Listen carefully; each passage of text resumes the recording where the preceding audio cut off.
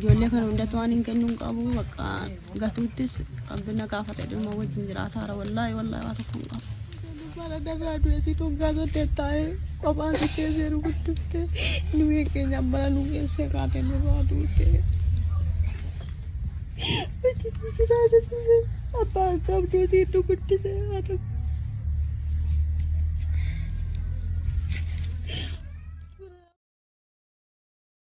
Ammalaan waa tokko hin qabu sarara barguutti immoo waa tokko hin qabu ammaan kadheen bula. Siin kadhu kana keessaa walitti qabee kiraa manaa kaffalaa irraa qoonqoo jaraa danda'a. Jarris immoo gaafa dhabee agabuu jaraa deematu waa tokko hojjaateen deemanii achi dhufanii hin qabaadhe nan kennaaf. Een dhabees immoo nan gaafatan. Hin oolan otoo akka jedhan barandaatti galee mucaan dhiiraa sababii beelaa. Amma bakka waa tokko hin qabu. Ijoollee kana hundatti waan hin kennuun qabu bakka gatuuttis qabbina gaafate dhimma wajjin jiraataara wallaahi waa tokko hin qabu. Ijoollee meeqa jiraachiif taate? Torban jiraachis mataa ana wajjin torba sidaan nama 8 nama 8 taane jiraan. Ijoollee 8 kana kophaa kee jiraachista? Kophaa kun jiraachisa waa tokko hin qabu. Wallaahi waa tokko hin qabu. Mana garaa meeqa kaffalta? 300 kaffalla 600 ture 600 danda'een kaffalu kophaa dabbaalli nama naa jedheen kophaa kan godhan 300 qofa kaffallee jiraata. Sumaayyuun gurgurannaa amma gurguramutti malee mannichi gurguramuudhaaf nama gabaan dhufee gaafataara. Tu hojiin si uumame hojii akkamii hojjechuu dandeessaa? Anna gadatuun argatte hojii. Duraan maal hojjetaa turte? Duraan ergasii biddeenis nagadeen ture. Biddeenni sunis na waaxaanee na nyaatee ijoollee raafuu irraa kusii kennuu na nyaatennaan gisee fayyaati godha lafa hoggaa jedhamu maali jedheen ture amma immoo bakka dhumisuma ammoo giseen fayyaa dhabee afurri kan koo giseen dafa irra dhufe dadhabsiisa. Maal dhukkubsatta? Onneen dhukkubsatta. Mana yaala dhaqxeetta? Hakimiin maal siin jedhu? Hakimiin qorichuma onnee fudhadhunnaan ji'aan qoricha kana fudhadha. Hojii akkamiin hojjetin siin jedhu? Hojiin hojjetin tabban bahin naan jedhan.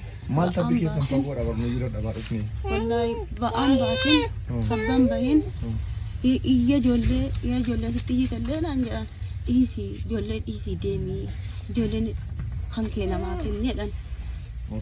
Ammaan immoo ijoollee akkamitti namaa kenna garuu waa tokko hin beekanu. Tu durba taate dhuguma si durbaan gafaa kenneera. Jarri kun immoo dhiiratti caalu jarri kun immoo waa tokko hin beekanu malee akkamitti namaa kenna. Qursii nyaataniittu? Malee qursii nyaanna wallahi waa tokko nyaan daabboo yoo hiiktannee daabboo sana jara kanaan itti obsee kennee koshoroo wayitan nyaachiseen kaaran malee hojjetan deemee madheeran malee hin fudhanne. Haati kan koos kun hospitaala Jimmaa kanatti ni jalaa duute qabbee kennee ni isa. Ergasii silaa wajjin irra akkanni as fiinni achi fiinni jiraan argumatiin duute suuraa fiinni kan koo. Wajjin jiraatu ture? Wajjin jiraatu ture. Abbaan qabduu si dhukkubsee waa tokko.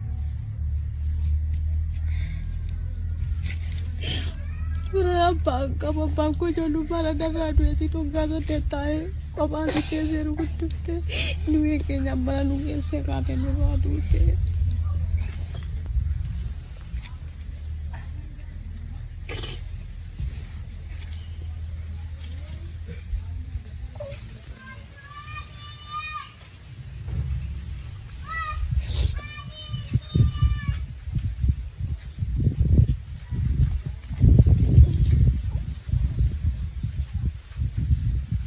Si maalin sin jiraachiste ture? Wajjoo namaa duuttee xaafii namaa rukuttee ijoollummaa qabdu nu jiraachiftee nu guddifattee wajjoo namaa deemne wajjin duunna kiraa jiidhumaa wajjin gisee jirtu. Haati keemu si jalaa duute? Wajjoo namaa kiraa dhannee duunnee jiraanna xaafii namaa surkunnee callaa fudhannee kan argasii ammoo bakka ganaan moo kana hunda argatee keessin immoo na jalaa duute. Ergasiin duute kan jiru sitti jabaate? Ergasiin na jalaa duute jiruu natti qabaachuun sinuma abbaa koon beeku tokkittii ta'an abbaan koo ijoollummaadhaan nurraa du'e.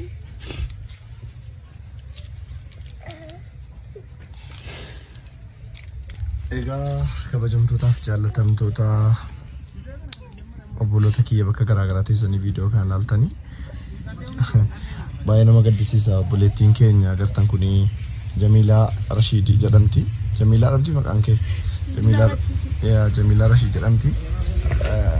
ada ilmaanii torbaati tokkommoo isiin bicuun kuni kan obboleettii siitii kana wajjin ijoollee 8 qobaasii guddisti hojii hojjechuun dandeessu dhibeewwan waan dhukkubsattuuf haakimiin hojii humnaan hojjetin jedheeraani isiin immoo mana kiraa keessatti ijoollee 8 waliin akkas rakkatti abbaa rabbi isinii laaffise waan dandeessanii akka gargaartanii waamicha namummaa isinii dabarsuun barbaada ulfaadhaa ana biyya taachuu abbabeeti.